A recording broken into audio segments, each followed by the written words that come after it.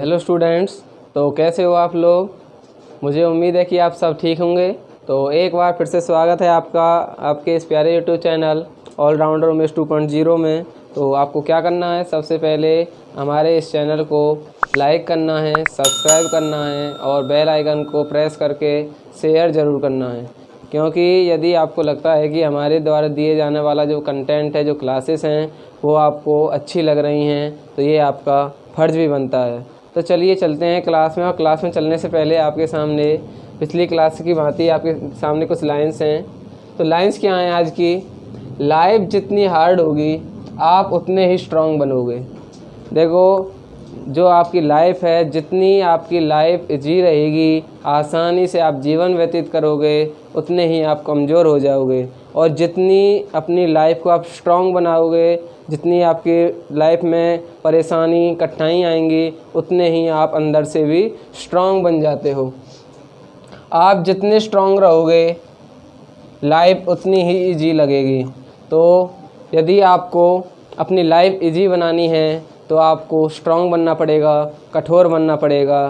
क्योंकि यदि आपकी लाइफ हार्ड होगी, क्योंकि लाइफ जितनी हार्ड होगी आप उतने ही स्ट्रांग बनेंगे, और आप जितने स्ट्रांग रहोगे लाइफ उतनी ही इजी रहेगी। तो ये थी आपके सामने कुछ लाइंस। तो इससे आगे चलते हैं अपनी क्लास में।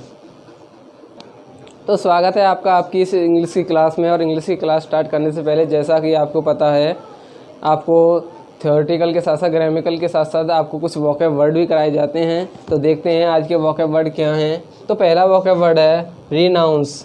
रिनाउंस का मतलब क्या होता है? त्यागना होता है। क्या होता है? त्यागना होता है।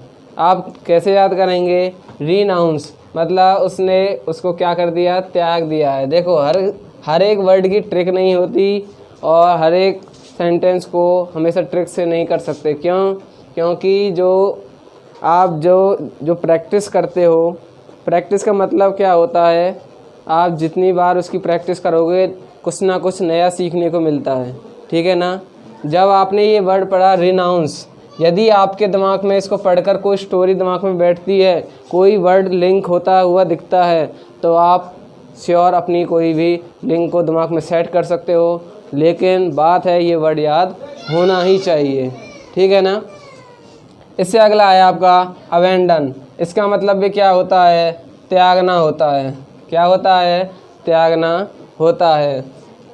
तो इसको कैसे याद करेंगे? जो डॉन होता है, डॉन आप समझते हो, जो आपके मवाली टाइप, गुंडे टाइप के होते हैं, उनको क्या कहते हैं? डॉन कहते हैं। और जब वो किसी पर बैन लगा देते हैं, बैन का मतलब क्या करते हैं? वो त्याग देते हैं। क्या कर देते हैं? त्याग देते हैं। तो अबेंडन का मतलब क्या होता है? त्यागना होता है। क्या होता है? त्यागना होता है। इससे अगला वर्ड है आपका बी लिटिल। क्या है? Be little. और बी लिटिल का मतलब क्या होता है? नीचा दिखाना। क्या होता है? नीचा दिखाना। देखो, लिटिल का मतलब कम होता है, और इसको आप लिंक कर सकते हो, मतलब कम करना। मतलब यदि आप ज़्यादा करोगे, लिटिल का मतलब होता है थोड़ा, और यहाँ पर इसका यूज किस लिए किया गया है? लिटिल का, उसको नीचा दिखाने के लिए। ठीक है ना? उससे अगला है आपका अट्रैक्टिव। तो आपको सबको पता है, लेकिन नया वर्ड क्या है? एंटाइज। क्या है? एंटाइज। इसका मतलब क्या होता है? लुभावना होता है। क्या होता है? लुभावना, आकर्षित करने वाला। आइस, और आइस से क्या बन गया? आइसक्रीम। जो आइसक्रीम होती है वो सभी बच्चों को बहुत ज़्यादा लुभाती है, मोहित करती है। तो एंटाइज का मतलब लुभावना। क्या है? लुभावना। इससे अगला वर्ड है आपका परसुएड। क्या है?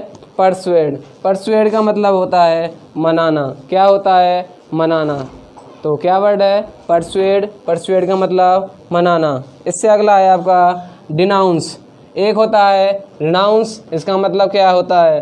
त्यागना। और एक होता है डिनाउंस, इसका मतलब क्या होता है? निंदा करना। क्या होता है? निंदा करना। ठीक है ना? एक होता है कास्टिगेट। क्या होता है? कास्टिगेट। इसका मतलब क्या है? डांटना। क्या है? डांटना। याद कैसे करेंगे कास्टिगेट को? कास्ट से। किससे? कास्ट। और कास्ट, जब आप किसी से किसी की कास्ट पूछते हो तो ये अच्छी बात नहीं किसी से किसी की कास्ट को पूछना। इसके लिए उसको क्या जाता है, डांटा जाता है। क्या किया जाता है, डांटा जाता है। तो कास्टिगेट डांटना, कास्टिगेट डांटना, ठीक है ना। डिमिनिश, क्या है अगला वर्ड, डिमाइनिश, कम होना। इसका मतलब क्या होता है, डिमाइश होना, डिमिनिश कम हो जाना, किसी भी चीज़ का कम हो जाना। तो ये थे आपके सामने कुछ वर्ड, और मुझे उम्मीद है आपको ये वर्ड अच्छे लगे होंगे। यदि आपको ये सभी वर्ड अच्छे लगे हैं तो आपको जो करना है वो ये करना है, हमारी क्लास को ज़्यादा से ज़्यादा शेयर करना है। तो जैसा कि आपको पता है हम अपनी इंग्लिश ग्रामर में टेंस कर चुके हैं, नाउन कर चुके हैं, और आपको पार्ट ऑफ स्पीच में सब्जेक्ट, वर्ब और ऑब्जेक्ट करा चुके हैं। और नाउन जो कि आपका पार्ट ऑफ स्पीच का ही एक पार्ट है। इसी की तरह आपका एक और पार्ट होता है, उसका नाम है प्रोनाउन। क्या है, प्रोनाउन। ये किसका हिस्सा होता है, पार्ट ऑफ स्पीच का, ठीक है ना। पार्ट ऑफ स्पीच में आपको पता क्या क्या आता है। पार्ट ऑफ स्पीच का मतलब होता है आपके सामने कोई सेंटेंस है, उसमें क्या क्या यूज़ किया गया है, उसका पार्ट, कौन सा पार्ट किस से रिलेट करता है, ठीक है ना। ये होता है पार्ट ऑफ स्पीच का मतलब। देखो प्रोनाउन का मतलब होता है सर्वनाम। क्या होता है, सर्वनाम।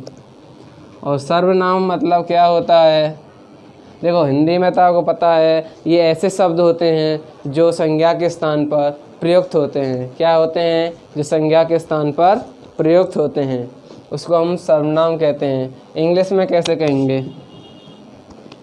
देखो भाई जो आपका प्रोनाउन होता है ये, इसका काम क्या होता है, ये बचाता है किसका, नाउन को उसकी रिपीटेशन से।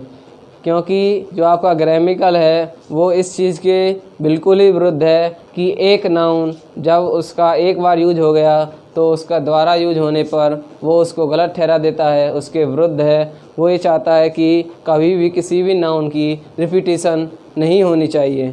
तो इससे बचाने के लिए उन्होंने एक पार्ट बनाया और उस पार्ट का नाम रख दिया प्रोनाउन। प्रोनाउन से आप जब इसके टुकड़े करेंगे तो इसका मतलब क्या हो जाएगा, प्रो प्लस नाउन, ठीक है ना। प्रो मतलब प्री समझ लो, प्री या प्रो कुछ भी समझ लो, इसके नाम में ही छिपा है नाउन से पहले। नाउन से पहले, नाउन से पहले जो नाउन से पहला, इसका मतलब क्या है, प्रोनाउन होता है जो नाउन के स्थान पर प्रयुक्त हो जाए, ठीक है ना।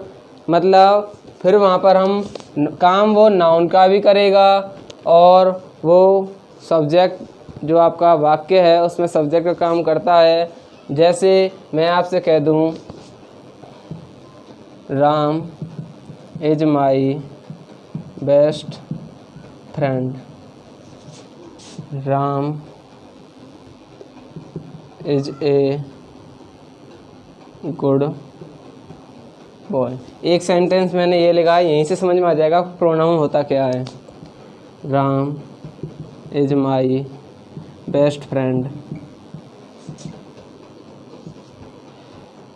He is a good boy, ठीक है ना। देखो इनमें एरर क्या है, वैसे देखा जाए तो इनमें कोई एरर नहीं है। क्यों नहीं है, सब कुछ सीरीज से लगा हुआ है और कोई दिक्कत नहीं है। लेकिन ये जो मेरा पहला वाला सेंटेंस है, इसको जो आपका ग्रामेटिकल रूल हैं वो इसके विरुद्ध हैं, ये इसको गलत ठहरा देते हैं। क्यों ठहरा देते हैं, आपको पता है जो राम है वो क्या है, मेरा एक नाउन है। क्या है, नाउन है। और यहाँ पर भी ये राम है और जो कि नाउन ही है, और यहाँ पर ये किसका काम कर रहा है, यहाँ पर भी सब्जेक्ट का काम है, यहाँ पर भी सब्जेक्ट काम है। इसका मतलब क्या है, रिपीटेशन हो रहा है। एक बार राम आ गया, फिर से राम आ गया। जब आप किसी एक ही नाउन को बार बार बोलोगे तो इसका मतलब क्या है, वो अजीब सा लगता है। क्या लगता है, अजीब सा लगता है, उसका जो लुक है वो बेकार लगता है।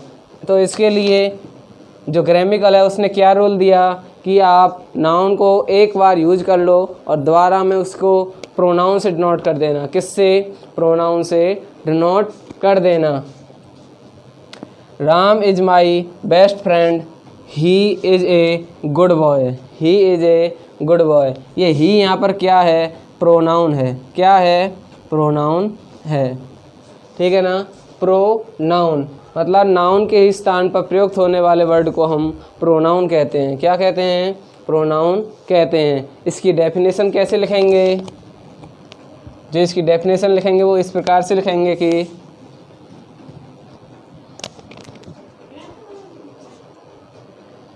चलो, these are those words which placed in the place of noun। ये ऐसे वर्ड होते हैं जो नाउन के स्थान पर ही प्रयुक्त होते हैं। तो दूसरी लैंग्वेज में सिर्फ इतना ही लिखो, these are those word which place in the place of noun is called pronoun, is called pronoun. ठीक है ना। दूसरे वर्ड में क्या बोल सकते हैं? To escape the repetition of noun. जो नाउन की रिपीटिशन से बचाए वो क्या कहलाता है? प्रोनाउन ही कहलाता है। क्या कहलाता है? प्रोनाउन ही कहलाता है। आई होप आपको इतना समझ में आया होगा कि ये एक्चुअल में प्रोनाउन क्या होता है और उसकी डेफिनेशन क्या होती है। इससे आगे चलते हैं हम अपने इसके थोड़े पार्ट की तरफ। तो चलिए आगे चलते हैं, अपने इस प्रोनाउन को ही आगे बढ़ाते हैं। आपने इसकी डेफिनेशन तो देख ली। इसकी डेफिनेशन से आप क्या समझे हैं कि ये क्या काम करता है? ये करता है आपके रिपीटेशन ऑफ नाउन को बचाता है। मतलब ये चाहता है कि बार बार नाउन आपका किसी भी सेंटेंस में नहीं आना चाहिए। और जो आपकी ग्रामेटिकल रूप से जो लैंग्वेज में जो आपकी लिखी हुई रहती है वो लिखी रहती है, these are those word which place in the place of noun. जो नाउन के स्थान पर प्रयुक्त होने वाले जो वर्ड होते हैं उनको हम प्रोनाउन कहते हैं। ठीक है ना। इससे आगे जब हम थोड़ा सा आगे बढ़ते हैं तो देखते हैं इनके फंक्शन के आधार पर इनको कितने पार्ट में डिवाइड किया गया है। फंक्शन के आधार पर इनके जो टाइप्स हैं उनको देख लेते हैं। मतलब जब ये फंक्शन करता है तो इसको कितने पार्ट में डिवाइड किया जाता है? इसको डिवाइड किया जाता है 3 पार्ट में। कितने में? 3 पार्ट्स में।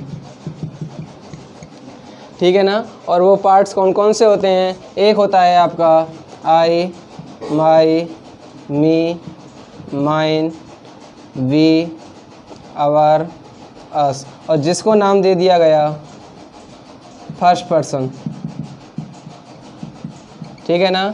एक होता है यू, यूअर, यू, और जिसको नाम दे दिया गया सेकंड पर्सन। और एक है आपका थर्ड पर्सन। थर्ड पर्सन में क्या होता है आपका ही, सी, इट, एनी नेम और दे, देयर, देन, जो भी आपका बच जाता है इसके बाद वो किस में आ जाता है? आपका थर्ड पर्सन में आ जाता है। किस में आ जाता है? थर्ड पर्सन में आ जाता है। ठीक है ना।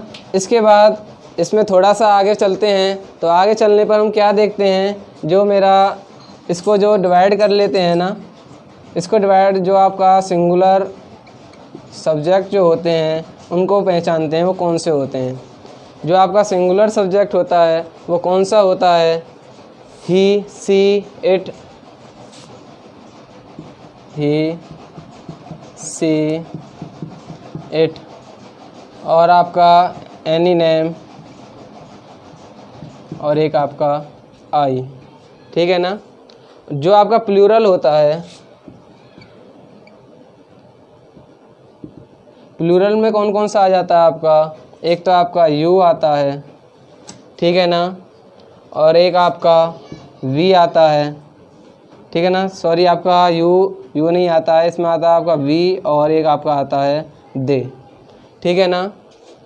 लेकिन जो एक आपका बच जाता है जो आपका सिंगुलर और प्लूरल दोनों का काम करता है वो करता है आपका यू। कौन सा करता है? यू करता है। लेकिन जब आपने अब ये देखा है तो आपका थोड़ा सा दिमाग यहाँ पर घूम गया होगा कि यहाँ पर सर ने आई को सिंगुलर सब्जेक्ट क्यों मान लिया। क्योंकि आप जानते हो जो आई होता है, आई के साथ हम हमेशा प्लूरल वर्ब का यूज़ करते हैं। किसका यूज़ करते हैं? प्लूरल वर्ब का यूज़ करते हैं। तो इसको आगे समझते हैं। इसको आगे समझने से पहले हम क्या समझेंगे, जो आपका ये आई होता है ना, इसको मैं तुम्हें नाउन की क्लास में बता चुका हूँ कि ये जो नाउन की क्लास में तुम्हें क्या बताया था कि आप जो आपकी सिंगुलर वर्ब आती है वो किस सब्जेक्ट के साथ आती है। जिस बच्चे के समझ में ये अभी तक ये समझ नहीं आया जो आपकी सिंगुलर वर्ब है वो किस सब्जेक्ट के साथ यूज होगी, तो उसी चीज़ को मैं अब यहाँ एक बार दोबारा से क्या कर रहा हूँ, एक्सप्लेन कर रहा हूँ। मैंने आपसे कहा था जो हमेशा सिंगुलर वर्ब है ना वो किसके साथ आती है, third person of singular subject. और ये थर्ड पर्सन किस में आता है, आपका प्रोनाउन में आता है। किस में आता है, प्रोनाउन में आता है। और वो कौन कौन से वर्ड होते हैं थर्ड पर्सन के, ही, सी, इट, एनी, नेम, ये सभी किस में आते हैं, आपके थर्ड पर्सन में आते हैं। किस में आते हैं, थर्ड पर्सन में आते हैं। ठीक है ना, कौन कौन से हैं, ही, सी, इट, एनी, नेम, ये सभी किस में आते हैं, आपके सिंगुलर सब्जेक्ट में आते हैं। और इनके साथ ही क्या लगाते हैं, सिंगुलर वर्ब लगाते हैं। ठीक है ना, आई होप आपको इतना समझ में आया होगा। तो देखते हैं इसमें थोड़ा सा और आगे पढ़ लेते हैं, बाकी का पढ़ेंगे हम नेक्स्ट क्लास में। थोड़ा सा टॉपिक और है उसको और समझ लेते हैं। देखो इनको प्रोनाउन है ना, इनकी कैटेगरी को पढ़ लेते हैं। प्रोनाउन की जो कैटेगरी होती है, एक होता है आपका सब्जेक्टिव, ठीक है ना, एक होता है आपका ऑब्जेक्टिव, ठीक है, एक होता है आपका पसेसिव एडजेक्टिव, ठीक है, एक होता है आपका पसेसिव प्रोनाउन। ठीक है ना, तो शुरुआत करते हैं ही से। ही सब्जेक्टिव केस आपका ही होता है। ऑब्जेक्टिव क्या होता है इसका, हिम होता है। क्या होता है, हिम होता है। पसेसिव एडजेक्टिव क्या होता है, इसका मतलब होता है जो आपका अधिकार वाला है, हिज होता है। क्या होता है, हिज। इसके बाद इसका जो पसेसिव प्रोनाउन है, क्या है, पसेसिव प्रोनाउन है वो क्या है, ही, हिज, हिम, और क्या हो जाएगा, ठीक है ना, क्या होता है, हिम होता है। क्या होता है, हिम होता है। इससे आगे चलते हैं सी, ठीक है ना, सी इसका ऑब्जेक्टिव केस क्या हो जाता है, हर हो जाता है। क्या हो जाता है, हर हो जाता है। और इसका जो एडजेक्टिव होता है वो भी क्या होता है, हर होता है। और इसका जो पसेसिव प्रोनाउन हो जाएगा वो क्या हो जाएगा, हर्ष हो जाएगा। क्या हो जाएगा, हर्ष हो जाएगा। ऐसे ही आपका आई होता है, आई का ऑब्जेक्टिव होता है आपका मी होता है, और एडजेक्टिव क्या होता है आपका माई होता है, और पसेसिव प्रोनाउन क्या आ जाएगा आपका माइन हो जाएगा। क्या हो जाएगा, माइन हो जाएगा।